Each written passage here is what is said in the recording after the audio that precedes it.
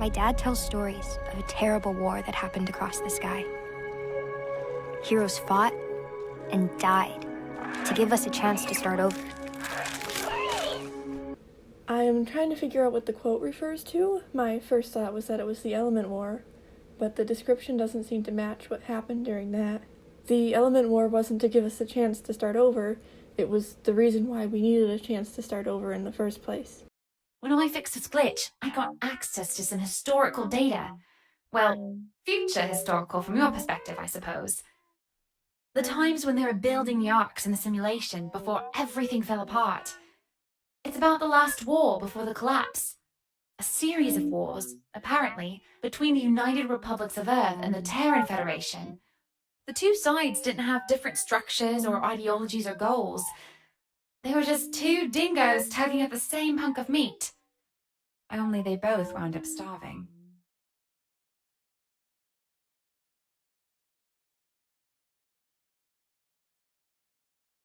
I am wondering if it refers to Genesis and the fight with Rockwell. There is an ant. I like the concept of creatures that are just there. They don't do anything, they just add to the environment. Ark had one bird like that, but that was it. The arm still has an implant attached, which I think is interesting. I wonder how that is supposed to work. I wonder if respawning will still be a thing in the game, or at least the story portion of it. I think it would lower the stakes if it did and would make it less emotional, and that's why I like the way Ark did it. Have an explanation for why it exists in the game, but not the notes. There's a dodo that still seems to resemble the Ark dodo, but maybe more detailed. All that I know from their Earth are the creatures they sent along with us. And the creatures must be from the Genesis ship then? If so, I wonder why they look different. Are the original appearances just being retconned? Or has there been enough time for them to adapt to the new planet? And the raptors! They still don't have proper wings, but they do have more feathers than they used to. So it's a start, and it's cool to see. And here on Arat, every day is a fight to survive. And they're calling the new planet Arat. I wonder if that was always the plan, considering the important place on Earth was Arat Prime. That must mean Santiago still has the memories of the Genesis 2 notes?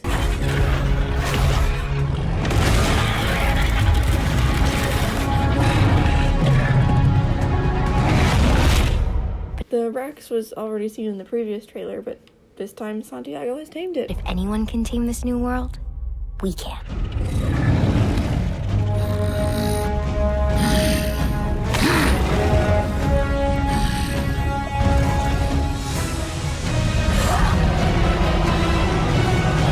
He has a daughter too, who was also seen in the original trailer.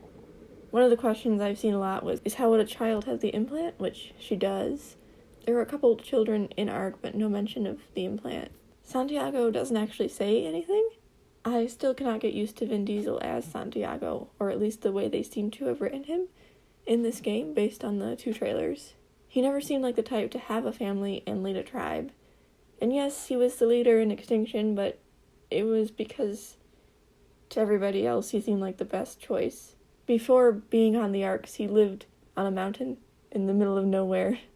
So, he's not really a people person. At least that's how I always understood it. Maybe the different personality is intentional, since this is a different clone of him. Or maybe it has been a while since the end of Genesis 2, and he has changed.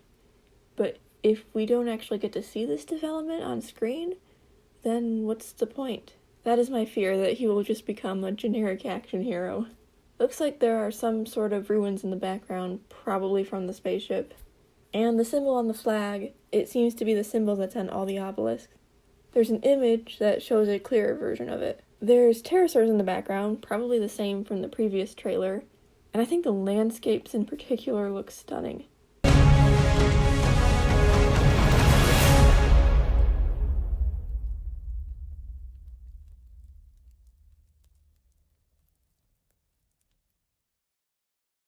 I really like the logo and the paintings. It's probably something one of the characters painted to tell the stories from before Ark 2, which might mean that someone has the memories of the events of Ark before Genesis. One's from Extinction and the island, because there's the King Titan, and then there's also various scenes of people and villages that reminds me a lot of the island. with creatures like the Parasaur and the Rex and the Quetzal. There's a Brontosaurus, an Ankylosaurus, Stegosaurus, some Pteranodons.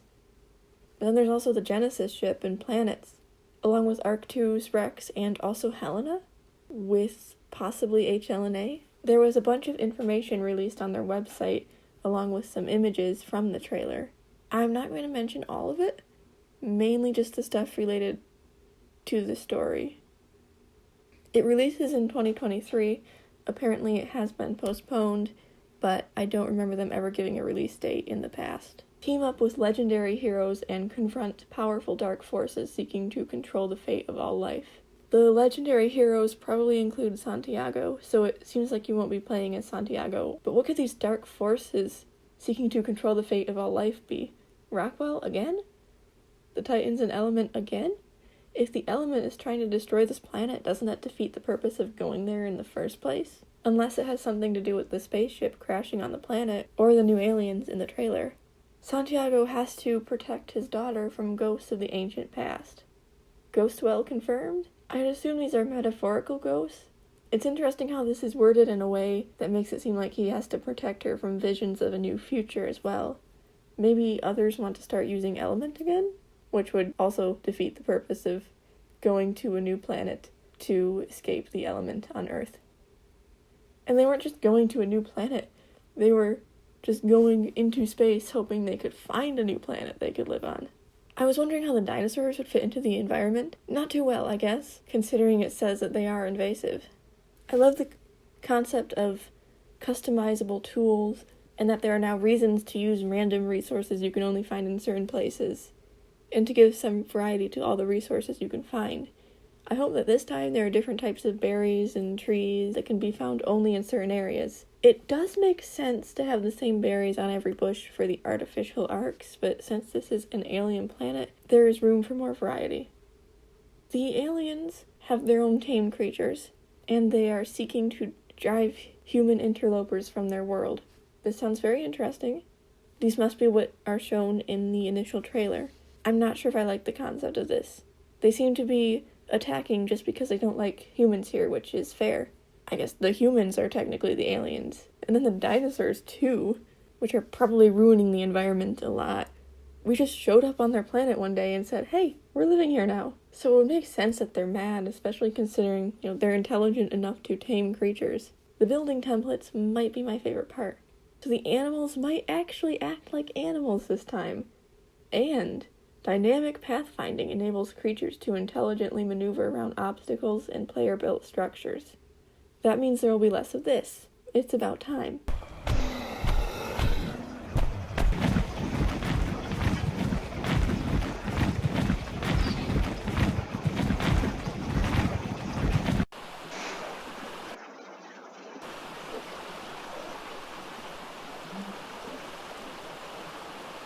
Arc 2's main narrative tells the story of a father and a daughter, of betrayal and broken promises, and the strength of the family bond. This does intrigue me. There hasn't really been as much of a focus on families before, given the nature of the arcs and how the cloning is kind of just random.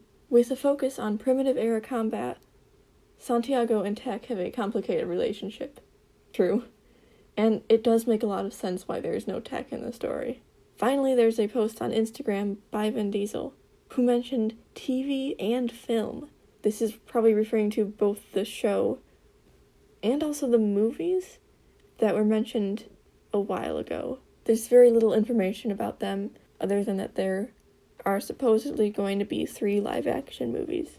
The Xbox Twitter account did say that all the games shown would be released in the next 12 months, so that means that Arc 2 will probably release sometime before June next year.